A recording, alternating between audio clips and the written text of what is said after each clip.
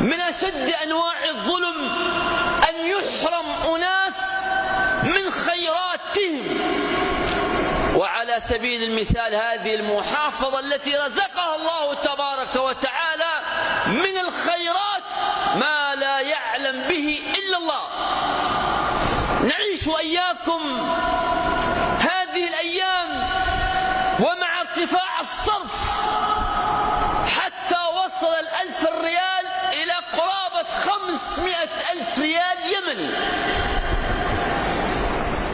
أتحدى أي موظف في أي دائرة حكومية يكون راتبه بهذا الراتب.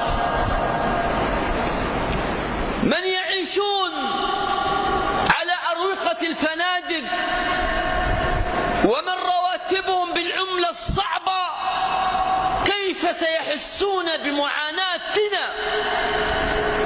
ألا يعتبر ذلك من الظلم؟ أناس في هذا الزمان ومع ارتفاع الصرف لا يعلم أحد بحالهم إلا الله تبارك وتعالى. قبل أيام التقيت مع رب أسرة من الأسر يقسم يمين بالله قال والله لا نأكل أنا وأولادي وزوجتي إلا وجبة واحدة.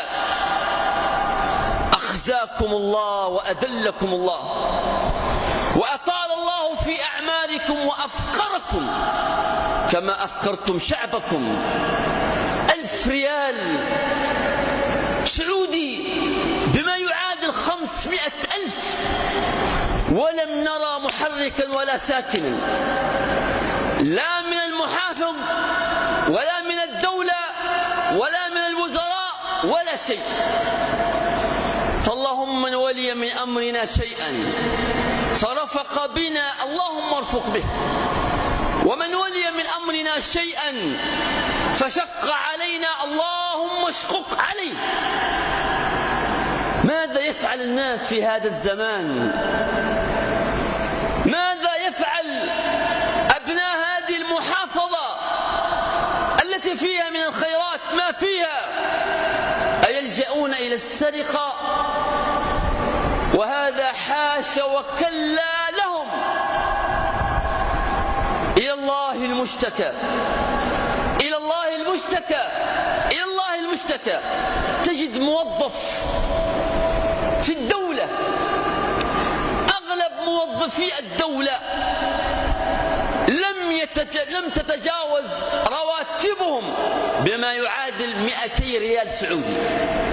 200 ريال سعودي يخرج بها الطفل في الرياض عصرا ولم يأتي المغرب إلا وقد أكملها.